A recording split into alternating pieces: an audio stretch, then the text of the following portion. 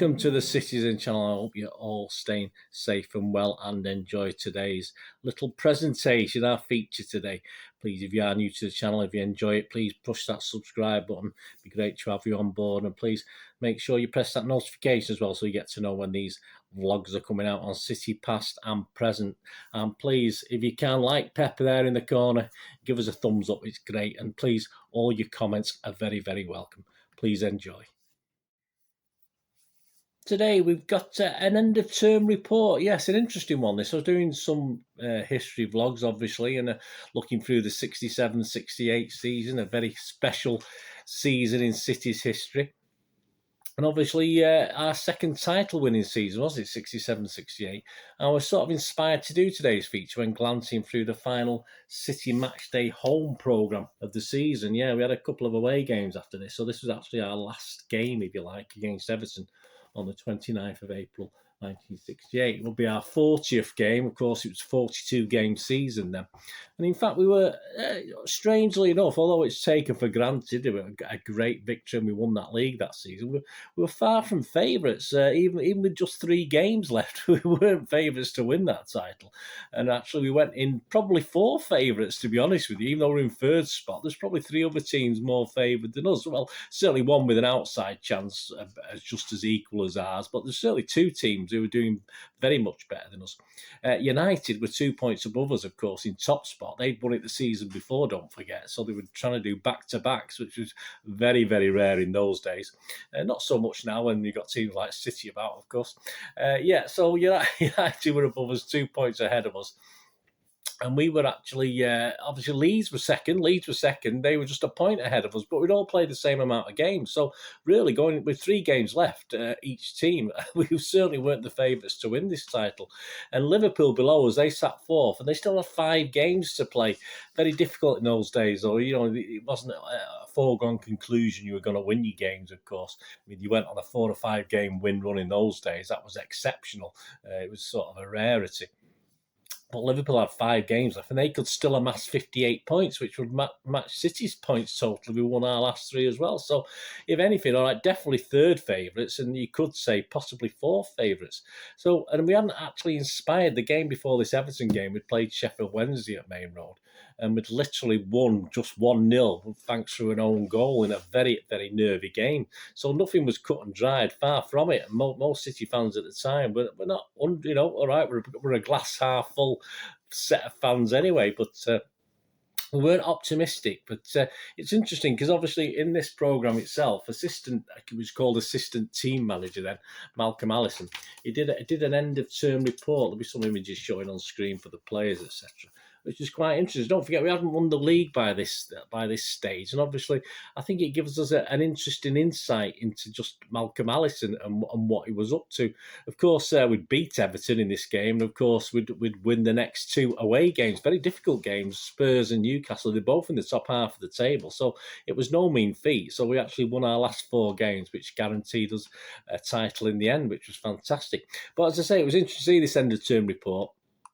And it tells us a lot about Allison and what he thought of his charges. Don't forget, this was the last All-English 11, main All-English 11 to win the English League title. So that was rare in itself. But it gave us an insight into what Allison thought. And there's actually a little paragraph at the end of this, which I'll just read out the report from the programme, of Joe Mercer writing about Malcolm Allison, which was quite interesting. So let's go through this. Let's read this end-of-term report. I'll just stick it up there so I can see it easy to actually read to you. Yeah, here we go. So this is a summation of it. With just a game or 2 to go this season, City assistant team manager Malcolm Allison has written his own views on the players he has coached this season and who have made Manchester City such an attraction to spectators and such a thorn in the flesh to opponents. So he goes through the players. Ken Mulhern, the keeper. Obviously, as a young lad, I always thought of Harry Dow, but obviously it was Ken Mulhern who was in the title, was the main guy in the title winning season. Kemble, these are all Allison's comments, don't forget. Came straight into the side after he was signed because Harry Dowd broke his hand. But to jump from Stockport to First Division standard, he needed 6 months hard work. He has worked very hard and made great progress, has now grown into a member of a top professional side. Oh, that's okay, not gushing, but that'll do. Tony, we did have a fallout with Kemble a couple of seasons after, but that's another story. Tony Buck, here we go. A top-class professional whose effect on the other players around him alone makes him worth his weight in gold. He has helped to make Mike Doyle this season. I wouldn't swap him for any other right-back in England. Fantastic player. Glyn Pardoe, he had had his best season in his football career, the most consistent player in the team. When the play goes down his side of the field, you can relax. There's no danger. Tendency to take him for granted must be recognised nationally in the near future. Yeah, a lot of these players didn't get the sort of respect or, well, the call-ups we would have expected them to get playing for England, to be honest with you. Another one on that sort of style would be Mike Doyle as well. Allison says, Mike Doyle, he's only 21. Last season, inclined to inconsistency. Now he has learned a great deal from aggressive players he has watched and played with, and he has matured into a consistent and dominating player. Now keeps his pace without worry. The greatest thing to happen to him was to play an outstanding part in the 3-1 win at Old Trafford, a very big game that was, after a lifetime of suffering in the United-City complex. Selection as under-23 reserve, only a start. Yeah, he'd been picked for the under-23s England reserve, so obviously again, Allison was intimating that he would be a future England international. It didn't never really panned out, did it? George Heslop, Allison said, he has played many excellent games for the club this season, has been vastly underrated but thoroughly deserved the ovation he got from the crowd at Easter after dominating players like Jeff Hurst and Bobby Tamblyn. Harry Catrick, who was watching, must have seen a great improvement in his play since he was at Goodison. Yeah, so he came from Everton, of course. Alan Oakes, what can you say? Well, a lot. Makes so few mistakes, he inclined to notice only his errors and forget his excellent displays. Had a fantastic spell during the mid-season, but there was then unfortunate with a series of injuries which put him back a little. Tremendous fitness and strength. Well, he played over 600 games in the end. Francis Lee, only been with us a short period, but a great character. The game where he proved himself to everyone, particularly and the rest of the team, was at West Ham, where he scored 2 brilliant goals. Naturally strong and good athlete, he found the training hard when he first arrived. Has thrown himself, well, not literally, has thrown himself into it and now enjoys it. He will become one of the biggest goal scorers in the club's history.